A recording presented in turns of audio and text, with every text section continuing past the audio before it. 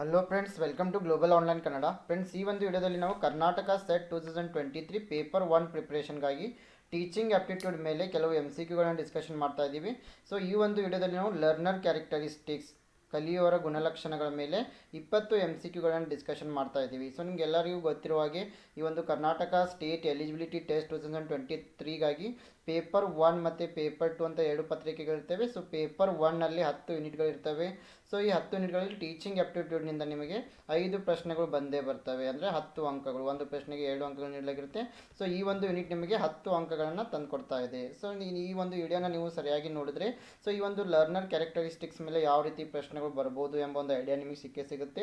ಇದು ಒಂದು important topic ಕೂಡ ಆಗಿದೆ. ಇದ್ರ ಮೇಲೆ ಪ್ರತಿ ವರ್ಷ ಒಂದು ಪ್ರಶ್ನೆ ಇದ್ದೇ ಇರುತ್ತೆ. ಸೊ ಅದೇ ರೀತಿ ಕರ್ನಾಟಕ ಸೆಟ್ 2023 ಪೇಪರ್ 1 ಪ್ರಿಪ್ರೇಷನ್ಗಾಗಿ ಗ್ಲೋಬಲ್ ಆನ್ಲೈನ್ ಕನ್ನಡ ವತಿಯಿಂದ ನಾವು ಕಂಪ್ಲೀಟ್ ಈ ಒಂದು ಟೀಚಿಂಗ್ ಆ್ಯಂಡ್ ರಿಸರ್ಚ್ ಆಪ್ಟಿಟ್ಯೂಡ್ಗಾಗಿ ಕಂಪ್ಲೀಟ್ ಸಿಲೆಬಸ್ ಮೇಲೆ ಥಿಯರಿ ಲೆಕ್ಚರ್ಸನ್ನು ನೀಡ್ತಾ ಇದ್ದೀವಿ. MCQ ಲೆಕ್ಚರ್ಸನ್ನು ಕೊಡ್ತಾ ಇದ್ದೀವಿ. ಪ್ರಾಕ್ಟೀಸ್ MCQ ಸೆಟ್ ಇದೆ. ಜೊತೆಗೆ 50 ಮಾಕ್ ಟೆಸ್ಟ್ಗಳನ್ನು ನೀಡ್ತಾ ಇದ್ದೀವಿ. ಕಾಂಪ್ರಿಹೆನ್ಸಿವ್ ನೋಟ್ಸ್ ಕೂಡ ಇದೆ. Previous year question papers with answers and ಎಕ್ಸ್ಪ್ಲನೇಷನನ್ನು ನೀಡ್ತಾ ಇದ್ದೀವಿ. ಈ ಒಂದು ಕೋರ್ಸ್ ನಿಮಗೆ ಇಂಗ್ಲೀಷ್ ಮತ್ತು ಕನ್ನಡ ಎರಡರಲ್ಲಿನೂ ಸಿಗ್ತಾ ಇದೆ, ಕೇವಲ 2000 ರುಪೀಸ್ನಲ್ಲಿ. ಸೊ ಈ ಒಂದು ಕೋರ್ಸನ್ನು ನೀವು ಏನಾದರೂ ಜಾಯ್ನ್ ಆದರೆ ಪೇಪರ್ 1ನಲ್ಲಿ 75ಕ್ಕಿಂತ ಹೆಚ್ಚಿನ ಅಂಕಗಳನ್ನ ಪಡಿತೀರಾ. ಜೊತೆಗೆ ಈ ಒಂದು ಎಲ್ಲ ಮೆಟೀರಿಯಲ್ ನಿಮಗೆ ಒಂದೇ ಪ್ಲೇಸ್ನಲ್ಲಿ ಸಿಗ್ತಾ ಇದೆ. ಸೊ ಇದರ ಜೊತೆಗೆ ಪೇಪರ್ 2ಗಾಗಿ ನಾವು ಕಂಪ್ಲೀಟ್ ನೋಟ್ಸನ್ನು ನೀಡ್ತಾ ಇದ್ದೀವಿ PDF ನಲ್ಲಿ. ಮತ್ತು 2000+ MCQ ಸೆಟ್ಟನ್ನು ಕೊಡ್ತಾ ಇದ್ದೀವಿ, ಕೇವಲ 1000 ರುಪೀಸ್ನಲ್ಲಿ. ಸೊ ಇದಕ್ಕಾಗಿ ನೀವು ಗ್ಲೋಬಲ್ ಆನ್ಲೈನ್ ಆ್ಯಪನ್ನು ಡೌನ್ಲೋಡ್ ಮಾಡ್ಕೊಳ್ಬೇಕು. ಇಲ್ಲಿ ನಿಮ್ಮ ಮೊಬೈಲ್ ನಂಬರ್ ಅಥವಾ ಇಮೇಲ್ ID ಮೂಲಕ ರಿಜಿಸ್ಟರ್ ಮಾಡ್ಕೊಳ್ಳಿ. ನಂತರ ನೀವು ಸರ್ಚ್ ಫಾರ್ ಕೋರ್ಸಸ್ನಲ್ಲಿ KSET 2023 ಪೇಪರ್ 1 ಅಂತ ಸರ್ಚ್ ಮಾಡಿದ್ರೆ ನಿಮಗೆ ಪೇಪರ್ 1 ಕೋರ್ಸ್ ಅವೈಲೇಬಲ್ ಆಗ್ತಾ ಇದೆ. ನಂತರ ನೀವು ಇಲ್ಲಿ ಎಲ್ಲ ಮೆಟೀರಿಯಲನ್ನು ನೋಡಿಕೊಂಡು ಜಾಯಿನ್ ಆಗ್ಬೋದು. So the first question is, teachers' knowledge on students' needs and interest are covered by the subject. Yes, the teacher must be having a knowledge. So he is going to cover students' needs and also the interests of the students. So it is option A, philosophy of education, option B, psychology of education, option C, sociology of education, option D, politics of education. So ನಮಗೆಲ್ಲ ಗೊತ್ತಿರುವ ಹಾಗೆ ಶಿಕ್ಷಕರು ಏನು ಮಾಡಬೇಕು, ವಿದ್ಯಾರ್ಥಿಗಳ ಅಗತ್ಯಗಳು ಮತ್ತು ಈ ವಿದ್ಯಾರ್ಥಿಗಳ ಆಸಕ್ತಿಗಳನ್ನು ಕುರಿತು ಜ್ಞಾನವನ್ನು ಹೊಂದಲೇಬೇಕಾಗಿರ್ತದೆ. ಸೊ ಈ ಒಂದು ವಿಷಯ ಯಾವುದರಲ್ಲಿ ಬರ್ತಾ ಇದೆ? ಆಪ್ಷನ್ ಎ ಶಿಕ್ಷಣದ ತತ್ವಶಾಸ್ತ್ರ, ಆಪ್ಷನ್ ಬಿ ಶಿಕ್ಷಣದ ಮನೋವಿಜ್ಞಾನ, ಆಪ್ಷನ್ ಸಿ ಶಿಕ್ಷಣದ ಸಮಾಜಶಾಸ್ತ್ರ, ಆಪ್ಷನ್ ಡಿ ಶಿಕ್ಷಣದ ರಾಜಕೀಯ. Yes, here the right answer is, it is known as the psychology of education. So option B is correct here. So ಇದಕ್ಕೆ ನಾವು ಏನಂತ ಕರಿತಾ ಇದ್ದೀವಿ? ಶಿಕ್ಷಣದ ಮನೋವಿಜ್ಞಾನ. So the teacher must have knowledge about the needs of the students and also the interest of the students. ಶಿಕ್ಷಕರಿಗೆ ಯಾವಾಗಲೂ ಕೂಡ ಈ ವಿದ್ಯಾರ್ಥಿಗಳ ಆಸಕ್ತಿ ಏನಿದೆ, ಅವರ ಅಗತ್ಯಗಳೇನಿವೆ ಎಂಬುದರ ಬಗ್ಗೆ ಜ್ಞಾನ ಇರಲೇಬೇಕು. ಇದನ್ನು ನಾವು ಶಿಕ್ಷಣದ ಮನೋವಿಜ್ಞಾನ ಅಂತೀವಿ. So educational psychology, it is the study of how human learn and retain knowledge primarily in educational settings like class room. So ಈ ಒಂದು ಶೈಕ್ಷಣಿಕ ಮನೋವಿಜ್ಞಾನ ಅಂತಂತಂದರೆ ಇಲ್ಲಿ ಮಕ್ಕಳು ಯಾವ ರೀತಿ ಜ್ಞಾನವನ್ನು ಪಡಿತಾ ಇದ್ದಾರೆ, ಪಡೆದಿರುವ ಜ್ಞಾನವನ್ನು ಯಾವ ರೀತಿ ಉಳಿಸಿಕೊಳ್ಳಬೇಕು ಎಂಬುದರ ಬಗ್ಗೆ ಅಧ್ಯಯನ ಮಾಡುವುದಾಗಿದೆ. It includes emotional, social, cognitive learning processes. Question number 2, students can be classified into 4 types on the basis of their learning. Which one of the following seeks meaning and reasoning to the learning? So as we all know, there are 4 types of learners are there. So which one is going to represent the reasoning skills? Option A, innovative learner, option B, analytic learner, option C, common sense learner, option D, dynamic learner. So ವಿದ್ಯಾರ್ಥಿಗಳನ್ನು ನಾವು ಏನು ಮಾಡ್ತೀವಿ, ಅವರ ಕಲಿಕೆ ಆಧಾರದ ಮೇಲೆ 4 ವಿಧಗಳಾಗಿ ವಿಂಗಡಣೆಯನ್ನು ಮಾಡಬಹುದು. ಈ ಕೆಳಗಿನವುಗಳಲ್ಲಿ ಯಾವುದು ಕಲಿಕೆಗೆ ಅರ್ಥ ಮತ್ತು ತಾರ್ಕಿಕತೆಯನ್ನು ಹುಡುಕ್ತಾ ಇದೆ? ಆಪ್ಷನ್ ಎ ನವೀನ ಕಲಿಯುವವರು, ಆಪ್ಷನ್ ಬಿ ವಿಶ್ಲೇಷಣಾತ್ಮಕ ಕಲಿಯುವವರು, ಆಪ್ಷನ್ ಸಿ ಸಾಮಾನ್ಯ ಜ್ಞಾನ ಕಲಿಯುವವರು, ಆಪ್ಷನ್ ಡಿ ಡೈನಾಮಿಕ್ ಕಲಿಯುವವರು. Yes, here the right answer for this question is option B, analytical learner is the right answer. ಇಲ್ಲಿ ವಿಶ್ಲೇಷಣಾತ್ಮಕ ಕಲಿಯುವವರು ಏನಾಗಿದೆ, ಸರಿ ಉತ್ತರ ಆಗಿದೆ. So analytic learners, these are primarily interested in acquiring new and accurate facts that lead to their understanding of the concepts and processes. So analytical learners, always they want to gain new kind of knowledge, and they always they need accurate facts for the information. So they are going to understand the concept through new knowledge and accurate practices. So ಈ analytical learners, ವಿಶ್ಲೇಷಣಾತ್ಮಕ ಕಲಿಯೋರು ಯಾವಾಗಲೂ ಹೊಸ ಜ್ಞಾನವನ್ನು ಪಡೆಯುವ ಹಂಬಲವನ್ನು ಹೊಂದಿರ್ತಾರೆ. So ಇವರು ಯಾವಾಗಲೂ ಕೂಡ ಈ ಒಂದು ಯಾವುದೇ ಒಂದು ವಿಷಯಕ್ಕೆ ಸರಿಯಾದ ಫ್ಯಾಕ್ಟನ್ನು ಹುಡುಕಲು ಪ್ರಯತ್ನವನ್ನು ಮಾಡ್ತಾ ಇರ್ತಾರೆ. So they learn by thinking through their experience, judging the accuracy of what they encounter and examining details. So analytical learners ಯಾವಾಗಲೂ ಕೂಡ ಅನುಭವದ ಮೂಲಕ, ವಿಚಾರದ ಮೂಲಕ ಜ್ಞಾನವನ್ನು ಪಡಿತಾ ಇದ್ದಾರೆ. They seek meaning and reasoning in their everyday learning. ಅವರು ತಮ್ಮ ದಿನನಿತ್ಯದ ಕಲಿಕೆಯಲ್ಲಿ ಅರ್ಥ ಮತ್ತು ತಾರ್ಕಿಕತೆಗೆ ಮಹತ್ವವನ್ನು ನೀಡ್ತಾರೆ. Question number 3, instruction that takes into account various types of learners and learning styles and it is adapted accordingly is said to be. Option A, teacher centered. Option B, differentiated. Option C, direct instruction. Option D, none of the above. So ವಿವಿಧ ರೀತಿಯ ಕಲಿಯುವವರು ಮತ್ತು ಕಲಿಕೆಯ ಶೈಲಿಗಳನ್ನು ಗಣನೆಗೆ ತೆಗೆದುಕೊಂಡು ಅದಕ್ಕೆ ಅನುಗುಣವಾಗಿ ಅಳವಡಿಸಿಕೊಳ್ಳಲಾದ ಸೂಚನೆ. ಆಪ್ಷನ್ ಎ ಶಿಕ್ಷಕ ಕೇಂದ್ರಿತ. ಆಪ್ಷನ್ ಬಿ ವ್ಯತ್ಯಾಸ. ಆಪ್ಷನ್ ಸಿ ನೇರ ಸೂಚನೆ. ಆಪ್ಷನ್ ಡಿ ಮೇಲಿನ ಯಾವುದೂ ಅಲ್ಲ. Yes, here the right answer for this question is option B, differentiated teaching style. Yes, differentiation means tailoring instruction to meet individual needs. So the teacher can differentiate in content, process, product or the learning environment or the views of ongoing assessment and flexible grouping make this successful approach to instruction. Question number 4, diversity in student demographics requires common academic standards too. Option A, provide a common benchmark for assessment. Option B, promote genuine learning for high performing students. Option C, ensure that all states have the same requirements as required by the central government. Option D, none of the above. ವಿದ್ಯಾರ್ಥಿ ಜನಸಂಖ್ಯಾಶಾಸ್ತ್ರದಲ್ಲಿನ ವೈವಿಧ್ಯತೆಗೆ ಸಾಮಾನ್ಯ ಶೈಕ್ಷಣಿಕ ಮಾನದಂಡಗಳ ಅಗತ್ಯವಿದೆ. Option A, ಮೌಲ್ಯಮಾಪನಕ್ಕಾಗಿ ಸಾಮಾನ್ಯ ಮಾನದಂಡವನ್ನು ಒದಗಿಸಲು. Option B, ಉನ್ನತ ಸಾಧನೆ ಮಾಡುವ ವಿದ್ಯಾರ್ಥಿಗಳಿಗೆ ನಿಜವಾದ ಕಲಿಕೆಯನ್ನು ಉತ್ತೇಜಿಸಲು. ಆಪ್ಷನ್ ಸಿ, ಕೇಂದ್ರ ಸರ್ಕಾರದ ಅಗತ್ಯವಿರುವಂತೆ ಎಲ್ಲ ರಾಜ್ಯಗಳು ಒಂದೇ ರೀತಿಯ ಅವಶ್ಯಕತೆಗಳನ್ನು ಹೊಂದಿವೆ ಎಂದು ಖಚಿತಪಡಿಸಿಕೊಳ್ಳಲು. ಆಪ್ಷನ್ ಡಿ ಮೇಲಿನ ಯಾವುದೂ ಅಲ್ಲ. Yes, diversity in student demographics requires common academic standards to provide common benchmark for assessment. So for this, to provide the common benchmark for evaluation or assessment, diversity in student demographics is requires. So we need to give common academic standards. So ವಿದ್ಯಾರ್ಥಿ ಜನಸಂಖ್ಯಾಶಾಸ್ತ್ರದಲ್ಲಿನ ವೈವಿಧ್ಯತೆಗೆ ಸಾಮಾನ್ಯ ಶೈಕ್ಷಣಿಕ ಮಾನದಂಡಗಳ ಅಗತ್ಯವಿದೆ, ಏಕೆಂದರೆ ಮೌಲ್ಯಮಾಪನಕ್ಕಾಗಿ ಸಾಮಾನ್ಯ ಮಾನದಂಡವನ್ನು ಒದಗಿಸಲು. Question number 5, how does slow learning differ from fast learning? Option A, slow learning is less effective than fast learning. Option B, slow learning prioritize depth of understanding while fast learning focuses on speed. Option C, slow learning relies on instant memorization while fast learning involves critical thinking. Option D, slow learning only occurs in academic settings whereas fast learning occurs in real life situations. So ನಿಧಾನ ಕಲಿಕೆಯು ವೇಗದ ಕಲಿಕೆಯಿಂದ ಹೇಗೆ ಭಿನ್ನವಾಗಿದೆ? Option A, ನಿಧಾನ ಕಲಿಕೆಯು ವೇಗದ ಕಲಿಕೆಗಿಂತ ಕಡಿಮೆ ಪರಿಣಾಮಕಾರಿಯಾಗಿದೆ. ಆಪ್ಷನ್ ಬಿ, ನಿಧಾನ ಕಲಿಕೆಯು ತಿಳುವಳಿಕೆಯ ಆಳಕ್ಕೆ ಆದ್ಯತೆ ನೀಡುತ್ತದೆ, ಆದರೆ ವೇಗದ ಕಲಿಕೆಯು ವೇಗದ ಮೇಲೆ ಕೇಂದ್ರೀಕರಿಸುತ್ತದೆ. ಆಪ್ಷನ್ ಸಿ, ನಿಧಾನಗತಿಯ ಕಲಿಕೆಯು ತ್ವರಿತ ಕಂಠಪಾಠದ ಮೇಲೆ ಅವಲಂಬಿತವಾಗಿದೆ, ಆದರೆ ವೇಗದ ಕಲಿಕೆಯು ವಿಮರ್ಶಾತ್ಮಕ ಚಿಂತನೆಯನ್ನು ಒಳಗೊಂಡಿದೆ. ಆಪ್ಷನ್ ಡಿ, ನಿಧಾನ ಕಲಿಕೆಯು ಶೈಕ್ಷಣಿಕ ಸೆಟ್ಟಿಂಗ್ಗಳಲ್ಲಿ ಮಾತ್ರ ಸಂಭವಿಸುತ್ತದೆ, ಆದರೆ ನೈಜ ಜೀವನದ ಸಂದರ್ಭಗಳಲ್ಲಿ ವೇಗದ ಕಲಿಕೆಯು ಸಂಭವಿಸುತ್ತದೆ. Yes, here the right answer is option B. Slow learners prioritize depth of understanding while fast learning focuses on speed. So when it comes to slow learning, they are learning slowly but they are giving importance for the understanding. They will understand the entire information. But when it comes to fast learners, they give importance for the speed, so they miss some information while understanding. So ಇಲ್ಲಿ ನಿಧಾನವಾಗಿ ಕಲಿಯೋರು ಏನು ಮಾಡ್ತಾ ಇದ್ದಾರೆ, ತಿಳುವಳಿಕೆಗೆ ಹೆಚ್ಚಿನ ಆದ್ಯತೆಯನ್ನು ನೀಡ್ತಾ ಇದ್ದಾರೆ, ಯಾವುದೇ ಒಂದು ವಿಷಯವನ್ನು ಅವರು ಸರಿಯಾಗಿ ಅರ್ಥ ಮಾಡ್ಕೊಳ್ತಾ ಇದ್ದಾರೆ. ಆದರೆ ವೇಗವಾಗಿ ಕಲಿಯೋರು ಏನು ಮಾಡ್ತಾ ಇದ್ದಾರೆ, ಅವರು ವೇಗಕ್ಕೆ ಹೆಚ್ಚಿನ ಮಹತ್ವವನ್ನು ನೀಡ್ತಾ ಇರೋದರಿಂದ ವಿಷಯವನ್ನು ಸರಿಯಾಗಿ ಅರ್ಥ ಮಾಡಿಕೊಳ್ಳುವಲ್ಲಿ ಸ್ವಲ್ಪ ತಪ್ಪಬಹುದು. Slow learners emphasize the deep understanding of the material allowing learners to grasp concept thoroughly and retain knowledge for the long term. So slow learner ಅವರು ನಿಧಾನವಾಗಿ ಅರ್ಥ ಮಾಡಿಕೊಳ್ಳುವ ಮೂಲಕ ಮಾಹಿತಿಯನ್ನು ಹೆಚ್ಚಿನ ಸಮಯದವರೆಗೆ ನೆನಪಿನಲ್ಲಿಟ್ಕೊಳ್ತಾರೆ.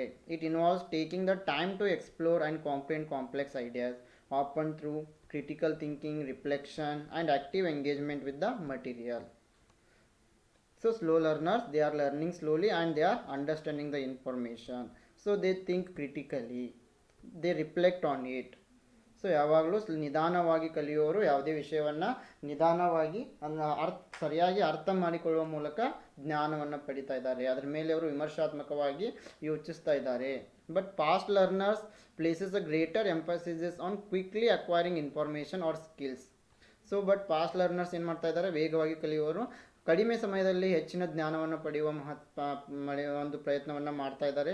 So it involves memorization, rapid problem solving, ability to grasp surface level concept. So ಇಲ್ಲಿ ಇವ್ರು ಏನು ಮಾಡ್ತಾರೆ, ಹೆಚ್ಚಾಗಿ ಮೆಮೊರಿ ಲೆವೆಲ್ ಟೀಚಿಂಗ್ಗೆ ಮಹತ್ವವನ್ನು ನೀಡ್ತಾ ಇದ್ದಾರೆ, ಅಂದರೆ ಹೆಚ್ಚು ಬಾಯ್ಹಾರ್ಟನ್ನು ಮಾಡ್ತಾ ಇದ್ದಾರೆ. Problem solving, rapid problem solvers ಇವರು ಆಗಿರ್ತಾರೆ. Question number 6, learning objectives means. Option A learning experience, option B concise outcomes, option C academic achievement, option D intended learning outcomes. ಕಲಿಕೆ ಉದ್ದೇಶಗಳ ಅರ್ಥ. ಆಪ್ಷನ್ ಎ ಕಲಿಕೆಯ ಅನುಭವ, ಆಪ್ಷನ್ ಬಿ ಸಂಕ್ಷಿಪ್ತ ಫಲಿತಾಂಶ, option C ಶೈಕ್ಷಣಿಕ ಸಾಧನೆ, ಆಪ್ಷನ್ ಡಿ ಉದ್ದೇಶಿತ ಕಲಿಕೆಯ ಫಲಿತಾಂಶ. Yes, here the correct answer is option D. Learning objectives means intended learning outcomes. ಕಲಿಕೆ ಉದ್ದೇಶ ಅಂತಂದರೆ ಉದ್ದೇಶಿತ ಕಲಿಕೆಯ ಫಲಿತಾಂಶ. A learning outcome, it is described in observable and measurable terms regarding what a student can do as a result of completing a course. So ಯಾವುದೇ ಒಂದು ಕೋರ್ಸನ್ನು ಮುಗಿದ ನಂತರ ವಿದ್ಯಾರ್ಥಿಯು ಏನನ್ನು ಸಾಧನೆ ಮಾಡ್ಬೋದು, ಸೊ ಆತನ ವರ್ತನೆಯಲ್ಲಿ ಯಾವ ರೀತಿ ಬದಲಾವಣೆ ಬರಬಹುದು ಎಂಬುದಕ್ಕೆ ನಾವು ಲರ್ನಿಂಗ್ ಔಟ್ಕಮ್ ಅಂತ ಹೇಳ್ತೀವಿ. Question number 7, which of the following are the most influential factors of learning? Government policy, motivation, aptitude, interest, physical facilities. ಕೆಳಗಿನವುಗಳಲ್ಲಿ ಯಾವುದು ಕಲಿಕೆಯ ಅತ್ಯಂತ ಪ್ರಭಾವಶಾಲಿ ಅಂಶಗಳಾಗಿವೆ? ಸರ್ಕಾರದ ನೀತಿ, ಪ್ರೇರಣೆ, ಆಪ್ಟಿಟ್ಯೂಡ್, ಆಸಕ್ತಿ, ಭೌತಿಕ ಸೌಲಭ್ಯಗಳು. Yes, here the right answer is option B, B, C and D. Motivation, aptitude and interest, these are the most influential factors of learning. So government policy and physical facilities, these are having least influence. So ಇಲ್ಲಿ ಪ್ರೇರಣೆ ಆಗಿರ್ಬೋದು, aptitude ಆಗಿರ್ಬೋದು, ಆಸಕ್ತಿ ಆಗಿರ್ಬೋದು, ಕಲಿಕೆಯ ಮೇಲೆ ಅತ್ಯಂತ ಪ್ರಭಾವಶಾಲಿಯಾಗಿ ಪ್ರಭಾವವನ್ನು ಬೀರುವ ಅಂಶಗಳಾಗಿವೆ. So some of the learner related factors are motivation, readiness, willpower, learner's ability, learner's maturation, attention, health condition, then aspiration, accomplishment level. Question number 8, learning disabilities are generally found. Option A, in specially those children whose paternal relatives have such problems. Option B, in children with average superior IQ. Option C, more often in boys as compared to girls. Option D, more often in children belonging to rural areas as compared to urban areas.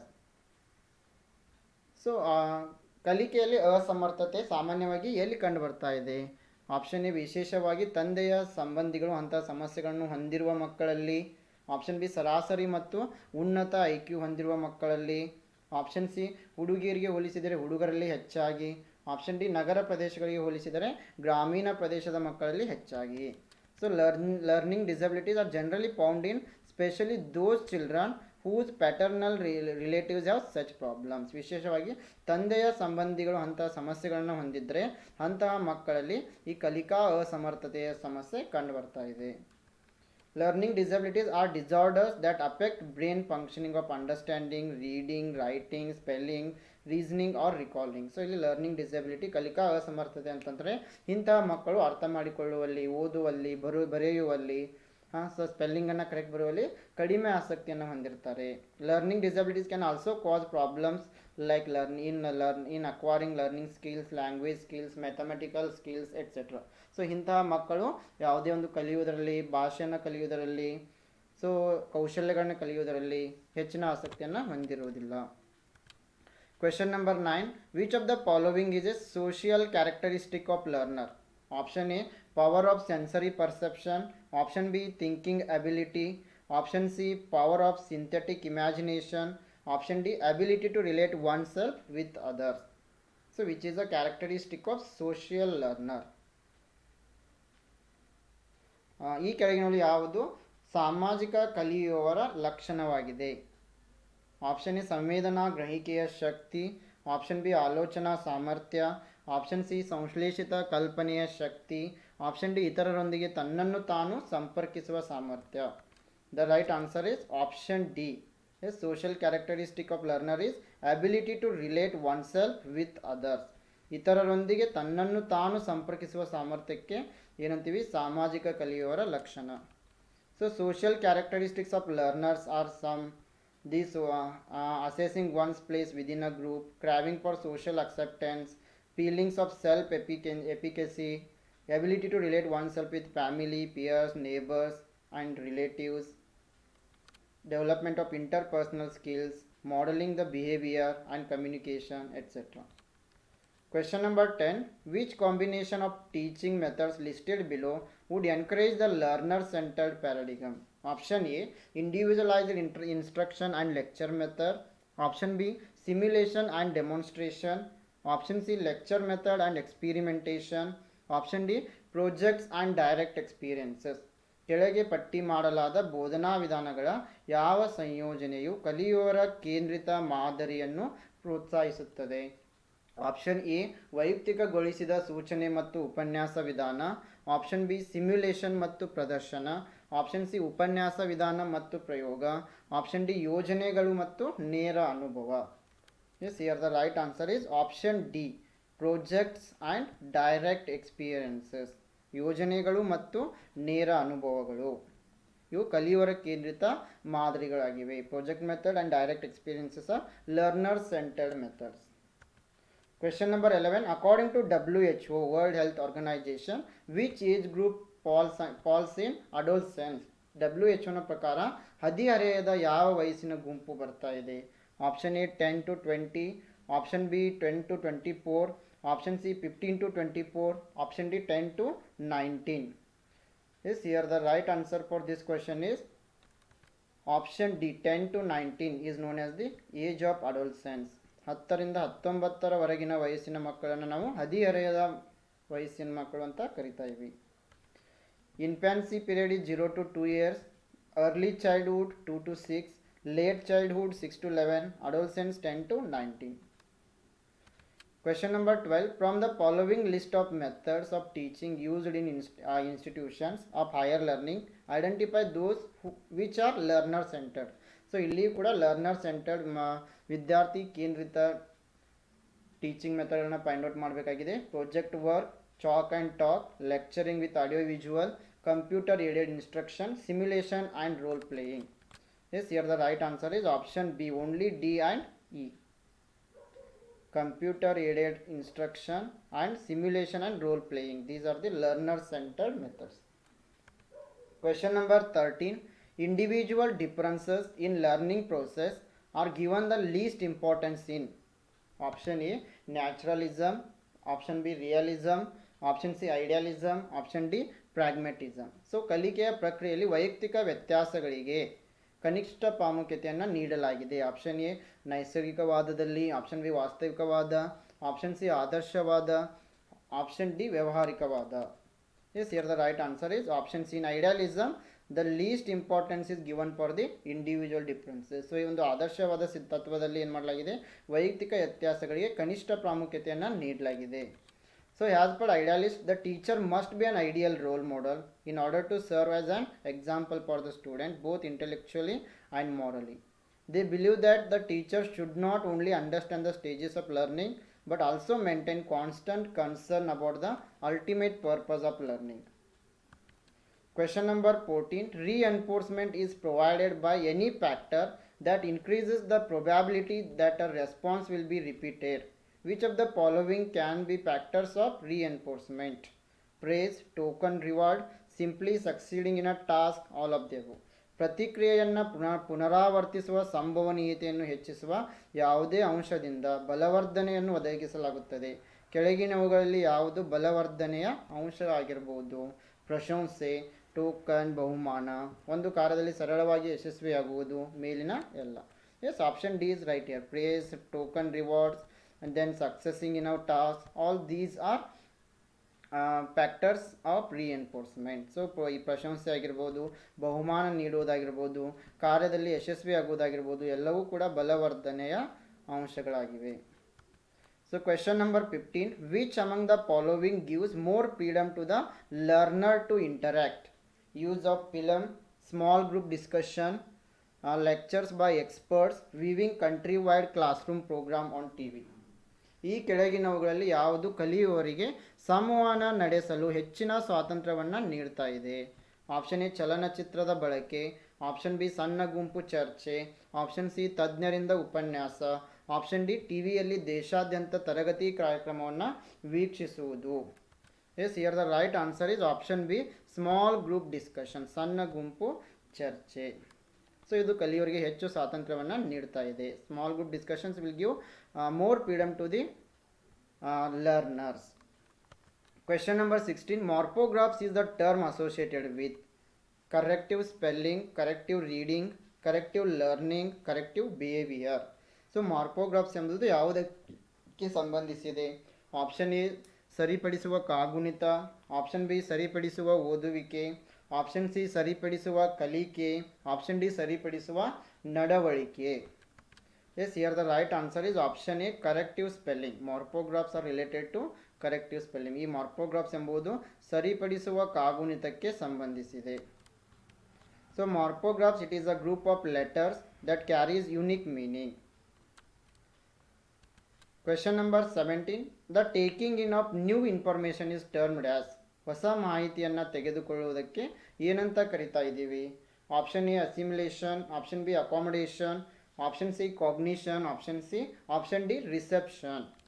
The right answer is the taking in new information is known as the assimilation. So option A is correct. Yes, not D. ಇಲ್ಲಿ option A ಏನಾಗಿದೆ? ಸರಿಯಾಗಿದೆ. ಹೊಸ ಮಾಹಿತಿಯನ್ನು ತೆಗೆದುಕೊಳ್ಳೋದಕ್ಕೆ ನಾವು assimilation ಅಂತ ಕರಿತೀವಿ. Question number 18, listening to a lecture is basically. Option A informational listening, option B evaluative listening, option C empathic listening, option D dynamic listening. ಉಪನ್ಯಾಸವನ್ನು ಕೇಳುವುದು ಮೂಲಭೂತವಾಗಿ ಮಾಹಿತಿಯ ಆಲಿಸುವಿಕೆ, ಮೌಲ್ಯಮಾಪನದ ಆಲಿಸುವಿಕೆ, ಒತ್ತಿ ಹೇಳುವುದು dynamic listening. Yes, here the right answer is option B, evaluating listening. Listening to a lecture is known as the ಇವ್ಯಾಲ್ಯೂಯೇಟಿವ್ listening. ಉಪನ್ಯಾಸವನ್ನು ಕೇಳುವುದಕ್ಕೆ ನಾವು ಮೌಲ್ಯಮಾಪನ ಆಲಿಸುವಿಕೆ ಅಂತ ಹೇಳ್ತೀವಿ. So evaluative listening, it is also often known as the comprehensive listening.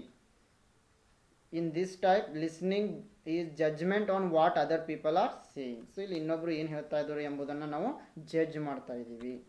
ಇದಕ್ಕೆ comprehensive listening ಅಂತಲೂ ಕೂಡ ಕರಿತಾ ಇದ್ದೀವಿ. Question number 19, at primary level it is better to teach in mother tongue because option A, it develops self confidence in children, option B, it makes learning easy, option C, it is helpful in intellectual development, option D, it helps children to learn in natural atmosphere. ಪ್ರಾಥಮಿಕ ಹಂತದಲ್ಲಿ ಮಾತೃಭಾಷೆಯನ್ನು ಕಲಿಸುವುದು ಉತ್ತಮ, ಏಕೆಂದರೆ option A ಇದು ಮಕ್ಕಳಲ್ಲಿ ಆತ್ಮವಿಶ್ವಾಸವನ್ನು ಬೆಳೆಸುತ್ತದೆ, option B ಇದು ಕಲಿಕೆಯನ್ನು ಸುಲಭಗೊಳಿಸುತ್ತದೆ, ಆಪ್ಷನ್ ಸಿ ಇದು ಬೌದ್ಧಿಕ ಬೆಳವಣಿಗೆಗೆ ಸಹಾಯಕವಾಗಿದೆ, ಆಪ್ಷನ್ ಡಿ ಇದು ಮಕ್ಕಳಿಗೆ ನೈಸರ್ಗಿಕ ವಾತಾವರಣದಲ್ಲಿ ಕಲಿಯಲು ಸಹಾಯ ಮಾಡುತ್ತದೆ. Yes, the right answer is option D. At primary level, it is better to teach in mother tongue because it helps children to learn in natural atmosphere. So, ಪ್ರಾಥಮಿಕ ಮಕ್ಕಳಿಗೆ ಮಾತೃಭಾಷೆಯಲ್ಲಿ ಕಲಿಸುವುದು ಉತ್ತಮ, ಏಕೆಂದರೆ ಇದು ಮಕ್ಕಳಿಗೆ ನೈಸರ್ಗಿಕ ವಾತಾವರಣದಲ್ಲಿ ಕಲಿಯಲು ಸಹಾಯ ಮಾಡ್ತಾ ಇದೆ. Question number 20, the best remedy of a student's problem related with learning is. Option A, suggestion for hard work, option B, supervised study in library, option C, suggestion for private tuition, option D, diagnostic teaching. So which is the best remedy for students problems? So ಇಲ್ಲಿ ಕಲಿಕೆಗೆ ಸಂಬಂಧಿಸಿದ ವಿದ್ಯಾರ್ಥಿಗಳ ಸಮಸ್ಯೆಗಳಿಗೆ ಉತ್ತಮ ಪರಿಹಾರ ಯಾವುದು? Option A, ಅವರಿಗೆ ಕಠಿಣ ಕೆಲಸಕ್ಕಾಗಿ ಸಲಹೆ ನೀಡುವುದು, ಆಪ್ಷನ್ ಬಿ, ಗ್ರಂಥಾಲಯದಲ್ಲಿ ಮೇಲ್ವಿಚಾರಣೆ ಅಧ್ಯಯನ ಮಾಡುವುದು, ಆಪ್ಷನ್ ಸಿ, ಖಾಸಗಿ ಬೋಧನೆಗೆ ಸಲಹೆ ನೀಡುವುದು, ಆಪ್ಷನ್ ಡಿ ರೋಗ ನಿರ್ಣಯದ ಬೋಧನೆ ಅಂದರೆ diagnostic teaching. The correct answer is option D diagnostic teaching. Okay friends, this is about our today's session. If you are preparing for Karnataka set 2023 paper 1, here we are providing theory lectures, MCQs lectures, 50 mock tests, notes and PYQs in English and also in Kannada, only at rupees 2000. For paper 2, all the subjects we are providing notes in PDF, 2000 plus MCQ set only at 1000. So if you want to join, you can download global online app, register yourself. Then in search for courses, you can search the KSET 2023 paper 1 or paper 2, you will get the course. Yes, I wish all the best to all. Thank you.